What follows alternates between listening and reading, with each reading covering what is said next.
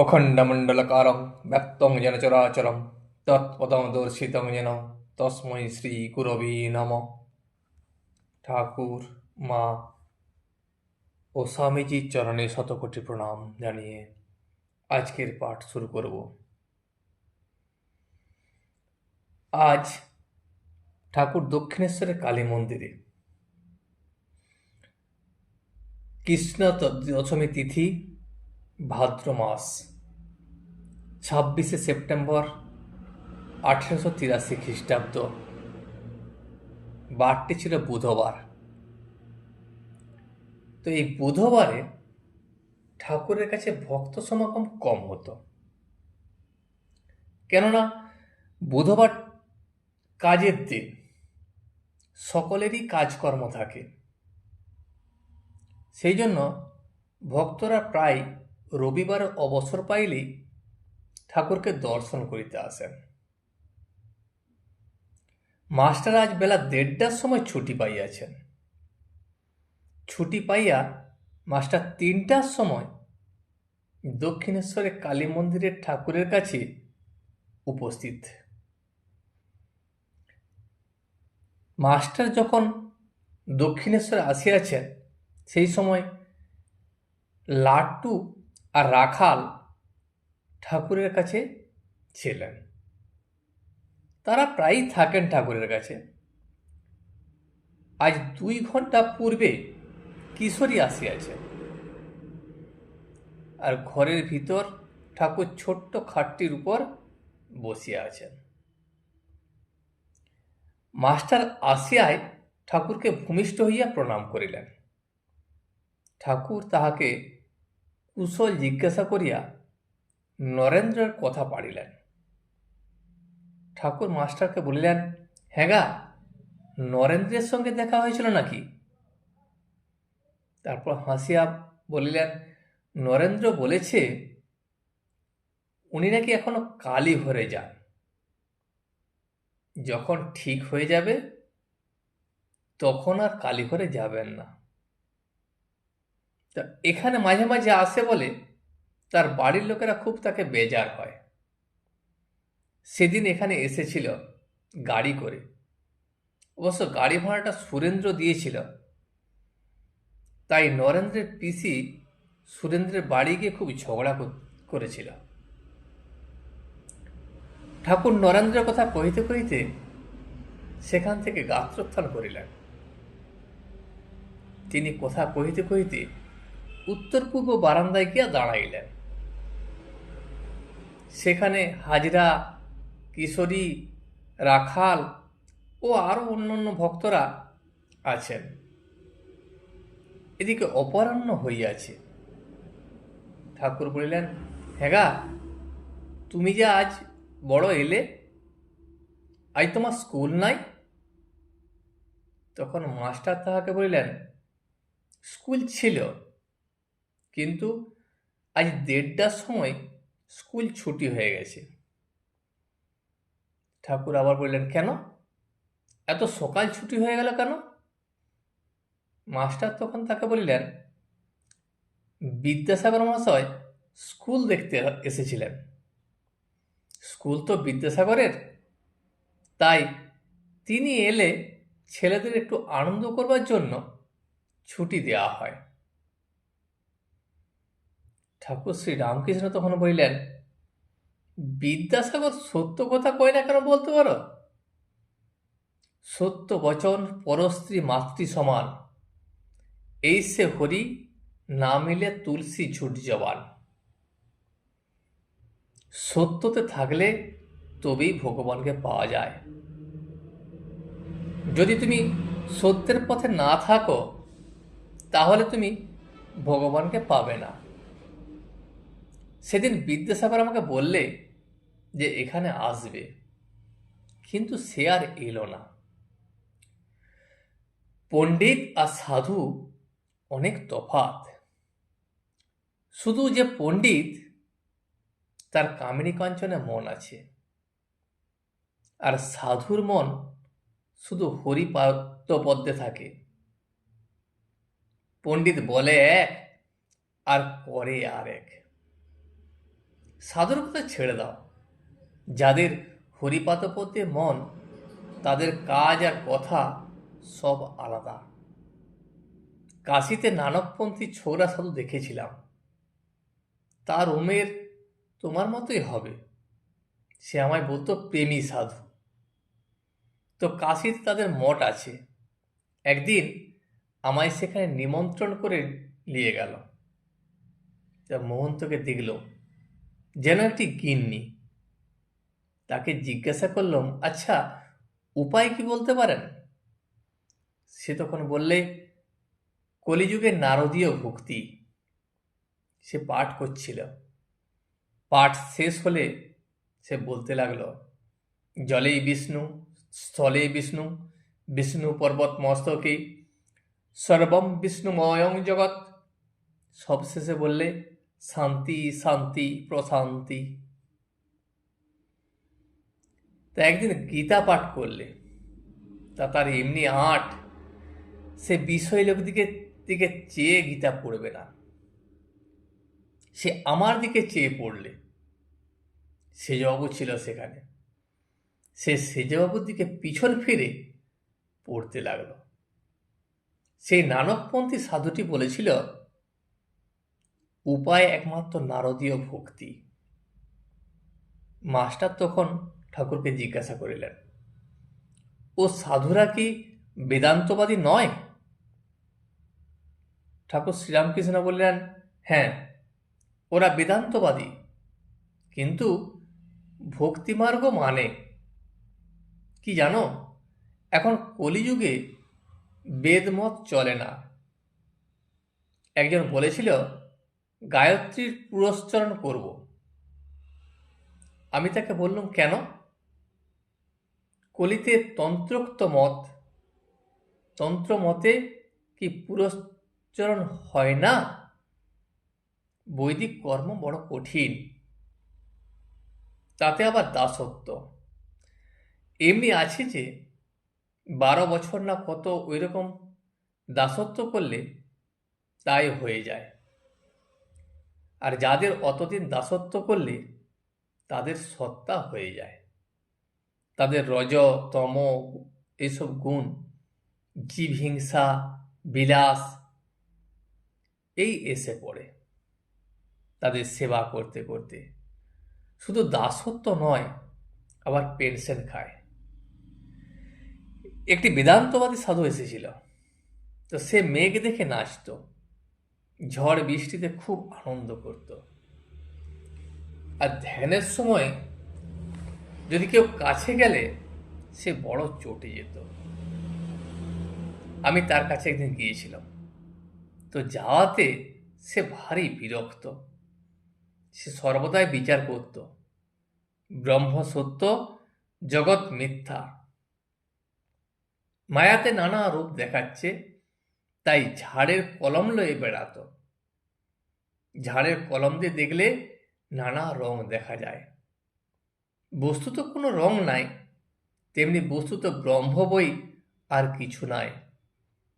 কিন্তু মায়াতে, অহংকারেতে নানা বস্তু দেখাচ্ছে। পাছে মায়া হয়, আসক্তি হয়, তাই কোনো জিনিস একবার বই আর দেখবে না। স্নানের সময় পাখি উড়ছে দেখে বিচার করত। তো দুজনে বাহ্যে যেত। মুসলমানের পুকুর শুনে আর জল নিলে না। হলধারী আবার ব্যাকরণ জিজ্ঞাসা করলে, ব্যাকরণ জানে। ব্যঞ্জন বর্ণের কথা হলো, 3 দিন এখানে ছিল। একদিন পোস্তার ধারে সানায়ের শব্দ শুনে বললে, যার ব্রহ্ম দর্শন হয় তার ওই শব্দ শুনে সমাধিও হয়। ঠাকুর শ্রীরামকৃষ্ণ সাধুদিকের এইসব কথা কহিতে কহিতে পরমহংসের অবস্থা দেখাইতে লাগিলেন। সেই বালকের ন্যায় চলন, মুখে একবার হাসি যেন ফাটিয়া পড়িতেছে। কোমরে কাপড় নাই, দিগম্বর, আর চক্ষু আনন্দে ভাসিতেছে। ঠাকুর ছোট খাটটিতে আবার বসিলেন। আবার সেই মনোমুগ্ধকারী কথা। ঠাকুর এবার মণিকে বলিলেন, ন্যাংটার কাছে বেদান্ত শুনেছিলাম, ব্রহ্ম সত্য, জগৎ মিথ্যা। বাজি করে সে কত বাজি করে, আমের চারা আম পর্যন্ত হলো, কিন্তু এসব বাজি, বাজি করই সত্য। মণি তখন বললেন, জীবনটা যেন এক লম্বা ঘুম। এটি বোঝা যাচ্ছে সব ঠিক দেখছি না। যে মনে আকাশ বুঝতে পারি না, সেই মন নিয়েই তো জগৎ দেখছি। অতএব কেমন করে ঠিক দেখা হবে? ঠাকুর তখন তাকে বললেন, আরেক রকম আছে। আকাশকে আমরা ঠিক দেখছি না, বোধহয় যেন মাটিতে লোটাচ্ছে। তেমনি কেমন করে মানুষ ঠিক দেখবে, ভিতরে বিকার। ঠাকুর মধুর কণ্ঠে গাইতেছেন, বিকার ও তার ধনন্তরী। একই বিকার শঙ্করী, কৃপা চরন্তরী পেলে ধনন্তরী। বিকার বই কি? দেখো না, সংসারীরা কোঁদল করে না, কিলয়ে যে কোঁদল করে তার ঠিক নাই। কোঁদল কেমন? তোর অমুক হোক, তোর অমুক হোক, আর কত চেঁচামেচি, কত গালাগাল। মণি বললেন, কিশোরীকে বলেছিলাম খালি বাক্সের ভিতর কিছু নাই, অথচ দুইজনে টানাটানি করছে টাকা আছে বলে। আচ্ছা, দেহটাই তো যত অনর্থের কারণ। ওইসব দেখে জ্ঞানীরা ভাবে খোলস ছাড়লে বাঁচি। ঠাকুর এবার কালীঘরে যাইতেছেন। ঠাকুর তখন বললেন, কেন? এই সংসার হলো ধোঁকার টাটি, আবার মজার কুটিও বলেছে। দেহ থাকলেই বা সংসারে মজার কুটি তো হতে পারে। মণি বললেন, নিরবচ্ছিন্ন আনন্দ কোথায়? ঠাকুর বললেন, হ্যাঁ তা বটে। ঠাকুর এই কথা বলিতে বলিতে কালীঘরের সম্মুখে আসিয়াছেন। মাকে ভূমিষ্ঠ হইয়া প্রণাম করিলেন। মণিও প্রণাম করিলেন। ঠাকুর কালীঘরের সম্মুখে নিচের চাতালের উপর নিরাসনে মা কালীকে সম্মুখে করিয়া বসিয়াছেন। পরনে কেবল লাল পেড়ে কাপড়খানি, আর তার খানিকটা পিঠে ও কাঁধে। পশ্চাৎ দেশে নাট মন্দিরের একটি স্তম্ভ, কাছে মণি বসিয়া আছেন। মণি বললেন, তাই যদি হলো, তাহলে দেহ ধারণের কি দরকার? এ তো দেখছি কতগুলো কর্মভোগ করবার জন্য দেহ। কি করছে কে জানে, মাঝে আমরা মারা যায়। ঠাকুর বললেন, ছোলা 20টা করে পড়লেও ছোলা গাছই হয়। মণি তখন বললে, তাহলেও অষ্টবন্ধন তো আছে। ঠাকুর বললেন, অষ্টবন্ধন নয়, অষ্টপাশ।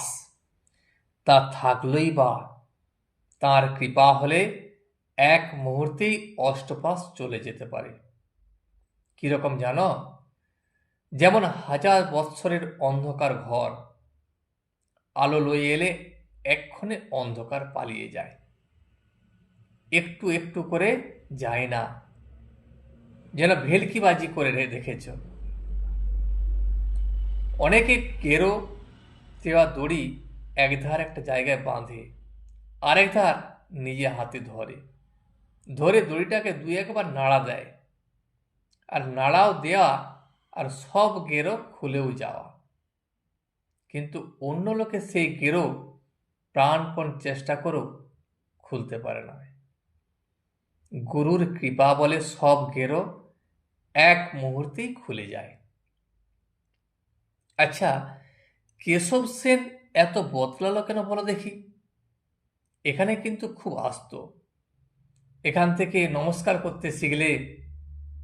একদিন বললাম, সাধুদের ওরকম করে নমস্কার করতে নাই।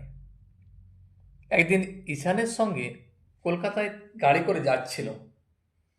সে কেশব সেনের সঙ্গে সব কথা শুনলে। হরিশ বেশ বলে, এখান থেকে সব চেক পাস করে নিতে হবে, তবে ব্যাংকে টাকা পাওয়া যাবে। মণি অবাক হইয়া এই সকল কথা শুনিতেছেন। বুঝলেন গুরুরূপে সচ্চিদানন্দ চেক পাস করেন। ঠাকুর আবার বলিলেন, বিচার করো না, তাকে জানতে কে পারবে?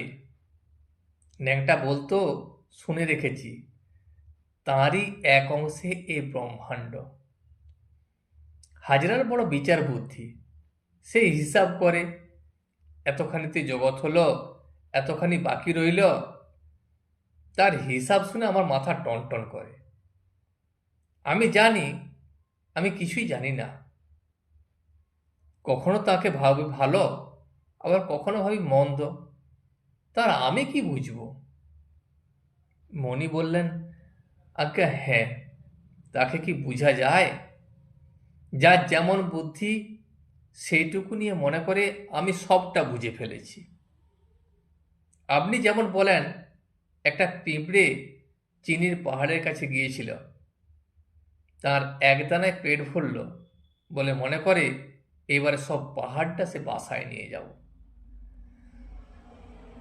ঠাকুর বললে, তাকে কে জানবে? আমি জানবার চেষ্টাও করি না, আমি কেবল মা বলে ডাকি। মা যা করেন তাই ঠিক। তার ইচ্ছা হয় জানাবেন, না ইচ্ছা হয় নাই বা জানাবেন। আমার বিড়ালছা স্বভাব। বিড়ালছা কি করে? কেবল মিউ মিউ করে ডাকে। তারপর মা যেখানে রাখে, কখনো হেসেলে রাখছে, কখনো বাবুদের বিছানায়। ছোট ছেলে মাকে চায়, মার কত ঐশ্বর্য সে জানে না, জানতে চায়ও না। সে জানে আমার মা আছে, আমার ভাবনা কি। চাকরানির ছেলেও জানে আমার মা আছে। বাবুর ছেলের সঙ্গে যদি ঝগড়া হয়, তা বলে আমি মাকে বলে দেব আমার মা আছে। আমারও তেমনি সন্তান ভাব। হঠাৎ ঠাকুর শ্রী রামকৃষ্ণ নিজেকে দেখাইয়া নিজের বুকে হাত দিয়া মণিকে বলিতেছেন, আচ্ছা, এতে কিছু আছে, তুমি কি বলো? তিনি অবাক হইয়া ঠাকুরকে দেখিতেছেন, বুঝি ভাবিতেছেন ঠাকুরের হৃদয়ের মধ্যে কি সাক্ষাৎ মা আছেন? মা কি দেহ ধারণ করে এসেছেন জীবের মঙ্গলের জন্য? আজ এই পর্যন্তই। ভিডিওটি শেষ পর্যন্ত দেখার জন্য আপনাকে অসংখ্য ধন্যবাদ। ভিডিওটি যদি আপনার ভালো লেগে থাকে তাহলে একটা লাইক, কমেন্ট এবং বন্ধুর সাথে শেয়ার করে দেবেন। সাবস্ক্রাইব করে পাশে থাকা বেল আইকনটি বাজিয়ে দেবেন, যাতে আপনাদের নতুন ভিডিওগুলি সর্বপ্রথম আপনার কাছে পৌঁছে যায়। জয় শ্রী রামকৃষ্ণ, জয় শ্রী রামকৃষ্ণ, জয় শ্রী রামকৃষ্ণ।